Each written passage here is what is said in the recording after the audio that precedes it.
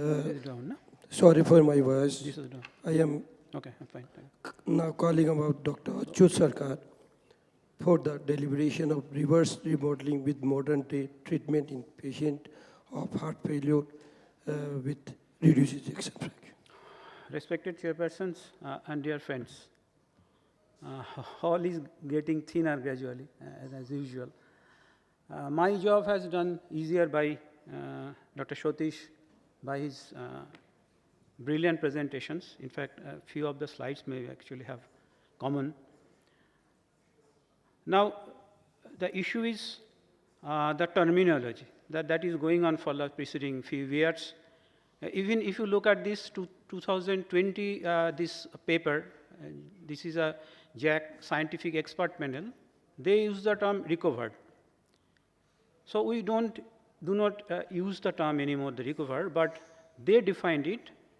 That was an excellent definitions. Documentation of decreased EF below 40% at baseline, 10 or more than 10% absolute improvement of EF, a second measurement of EF more than 40%. These improvement in EF are typically accompanied by a reduction in LV volumes, as Dr. Shotish was mentioning. So this reduction of LV volumes is very important in relation to this improved ejection fraction. Now, Dr. Gulati et al., they first use the terms improved in place of recovered because despite having very improved or even normalized EF, these patients may continue to have clinical HF and abnormal biomarkers. And secondly, the improvement experienced by these patients doesn't necessarily reflect recovery from their underlying structural cardiomyopathic process. So they termed improved rather than recovered. And eventually, and somehow Gulati et al. Made a very nice and very practical definitions of improved ejection fraction. We propose using the term heart failure with improved ejection fraction to define patients who have LVEF less than 40% and who have experienced any improvement in EF. So that is a nice definition, I think. That is a very pragmatic definition. Any improvement, that means improved EF, not necessarily that we have to categorize it above something percent. And eventually, in 2021, this in the consensus statement of the universal definition of heart failure, the term heart failure improved ejection fraction was included. Now, what happens actually in relation to this remodeling and modeling? Reverse remodeling? What happens in remodeling? If you go to the basic points, that is something changed into the proteins, that is fetal gene program including isoform switch in the myosin heavy chain. That means this fetal gene reappeared in the remodeling cases in heart failure. And second is this sarcoplasmic reticulum calcium ATase 2 alpha. Their activity is reduced and resulting in impaired calcium cycling, thereby accounting for the contractile deficit of the failing heart. So in overall, there is a reduction of reaction of alpha gene and dominating the myosin heavy chain, that is the fetal gene is coming back. And what happens is reverse remodeling. That means after the medications or management, that is our point of interest. Reverse remodeling alters the genetic expression of heart failure status. They reduce the expression of beta myosin heavy chain and they increases the expression of alpha myosin heavy chain, that they try to normalize it, and they increases the sarcoplasmic reticulum calcium ATase alpha. Now, if we look at this was a study on CRT. So how CRT improves the heart failure? If you look at this open bar is at base point and this closed bar is after 4 months of therapy. And there are responders and non-responders. If we look at this last downwards, right-sided, that means the ratio of this alpha and beta myosin heavy chain, then we find that in responders, there is a significant increase in the ratio. That means the beta myosin again going down and alpha myosin are going up. And in non-responder, there is no such. In that way, CRT improves in heart failure. Now, if we express it simply in a figure form, then the things become clear. So, heart failure EF less than 40% on medical and device therapy, there is reverse remodeling leading to either no functional recovery, that means reverse remodeling is not happening, or there is partial recovery, EF is going back to around 40 to 50%, and there is complete recovery, that is going to more than 50%. But very important is this reverse remodeling can go back again to remodeling and convert it to again the heart failure with ejection fraction less than 40%. That is a classical modeling. So, this remodeling. So, this reverse remodeling and remodeling can go one after other. Only 9% in VALEP trial of 4,500 patients experienced improvement in EF more than 40%, only 9%. And in MEDIT CRT trial, 79% of patients between 36 to 50%, but only 7% had improvement to EF above 50%. So, not a very huge patients are recovering above 50%. So, this actually have discussed previously, that what are the situations where the reverse remodeling can happen. So, one is toxic insult, that means chemotherapy, alcohol. Another is abnormal energetics like tachycardiomyopathy, thyrocardiac disease, and immune mediated like acute lymphocytic myocarditis and pericardial cardiomyopathy. Takashubho is another one. So, these can have reverse remodeling. Now, what are the situations where the factors favoring reverse remodeling? So, those are the etiologies. So, factors favoring reverse remodeling is non-ischemic etiology, shorter duration of heart failure, female sex, as Dr. Satish was mentioning, absence mutation of these specific proteins, low NT-proBNP and low troponin at the baseline, and higher GLS and absent LGE on MRI. These factors favor reverse remodeling. And once reverse remodeling is done or is achieved, then what are the factors where again remodeling can start? If LG-GL is below minus 14%, if there is LVB, if there is larger LV size. So, larger LV size is very important. Then the improved ejection fraction can go back to again to reduced ejection fraction. Now, how will you follow up the patients, as Dr. Satish was mentioning? If we put it very simple way, so clinical examination, ECG, NT-proBNP every 6 months for 3 years, then every year, echocardiogram every year for 2 years, then every 3 to 5 years, and CMR at least once, if not done previously. So, one assessment of CMR should be done to assess the LG and to assess the extracellular volumes. So now the question is it possible to escape once passed? Now, if we look at the natural history of improved ejection fraction, a significant proportion of patients will develop recurrent heart failure with deteriorations of EF. This is because many of the patients retain the molecular features of the failing heart. And most importantly, reverse remodeling state represents just a less pathologic platform from where patients may be drifted to the downhill platform. And very importantly, arrhythmic risk remains high in patients with improved ejection fraction with a 3.3% per year rate of appropriate ICD therapy among patients with the EF more than 45%.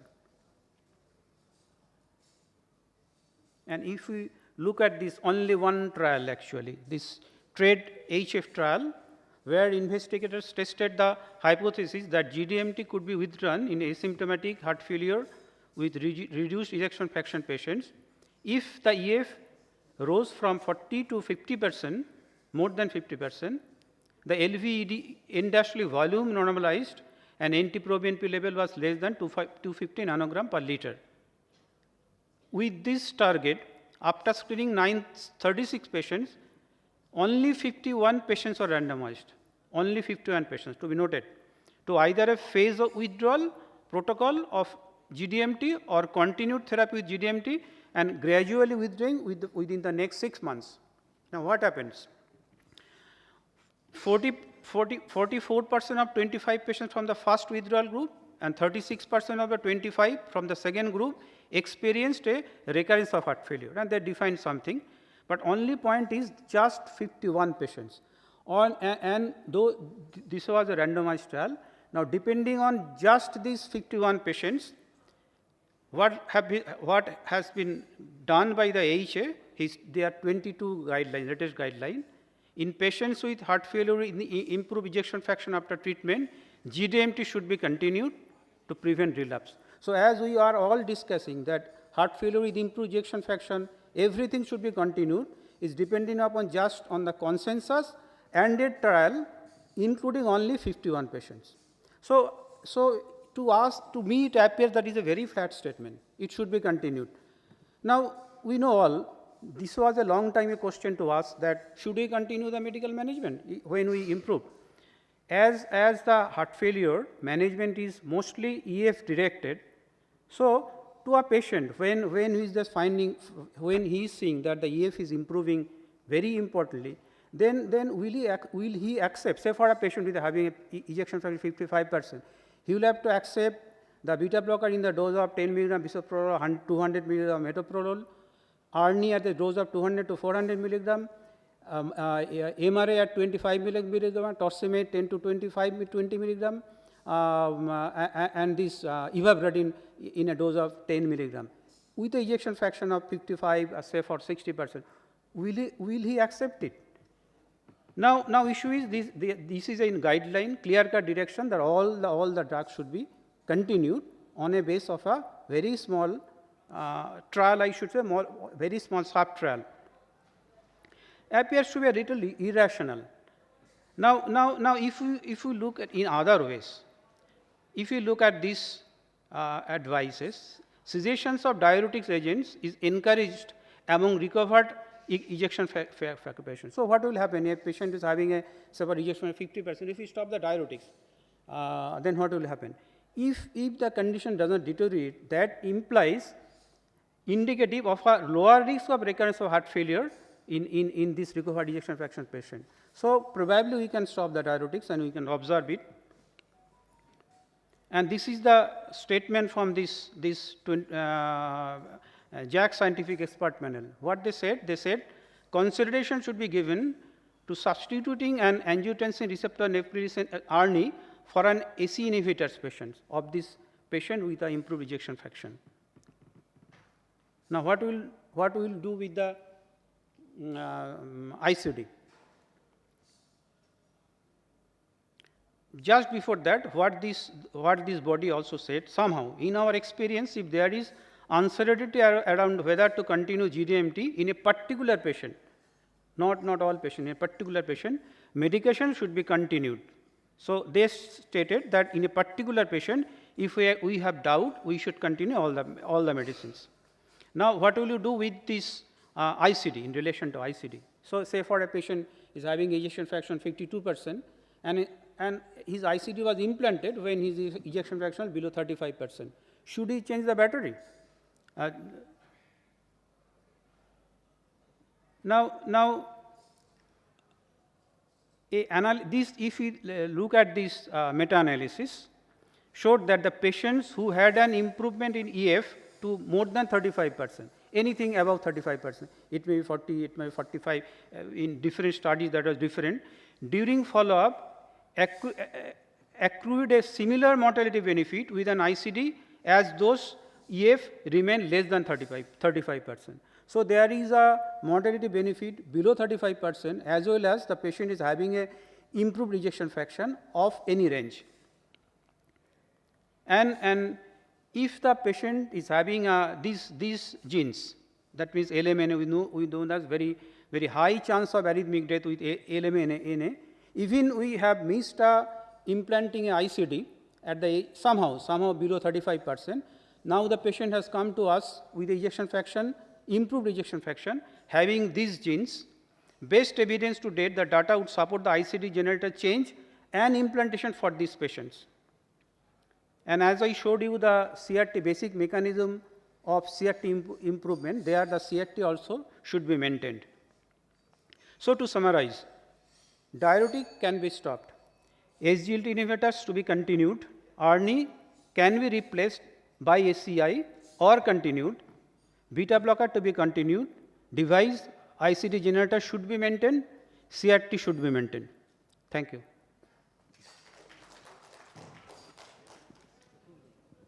Thank you, Dr. Sarkar. Excitation presentation. You rightly mentioned that is guideline-directed therapy causing the improvement of hemodynamic, left atrial pressure, left ventricular, endoscopic pressure, as a whole hemodynamic improve because of the drugs. Ultimately, you rightly mentioned that cytoplasmic reticular system, which is responsible, which causes in case of heart failure depletion of the calcium, that also improve uptake of calcium happening. And thirdly, glucose uptake also may include. As a resulting, the structural unit of the excitation contraction coupling is improved. So that is the hypothesis how the reverse remodeling. You rightly explain it with some demonstration. I'm thankful to you. Any comment from anyone from the floor?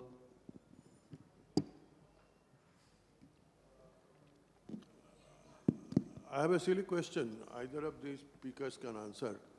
If there is no record of ejection fraction or heart failure, just looking at the, Govind, you can also hear this question.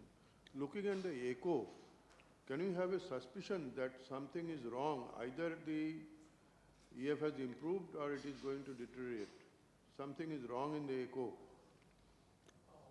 Without knowing the history, temporal history, I mean. The alternative is to look at the GLS. So there are some numbers which can sort of tell where this myocardium is. So anything more than 16% or somewhere around 14%. So these are the areas where they are likely to sort of recover. So once they sort of start to go down, then they are unlikely to recover. So the 8 is the extreme cutoff. So I would say that one can look at the GLS. It will give you slightly better insight. And I think beyond that, it's going to be a little difficult. GLS, the GLS. And Dr. Sarkar, if the patient is symptomatic but relatively stable, would you like to have the same guideline of therapy as we do in heart failure with reduced ejection fraction? If the patient is symptomatic, yeah, if the patient is, say for, as I have put this data that diuretics can be withdrawn, but if the patient is symptomatic somehow, then we will have to continue all the medicines, all the guideline directed medical management as with reduced EF. We will have to continue.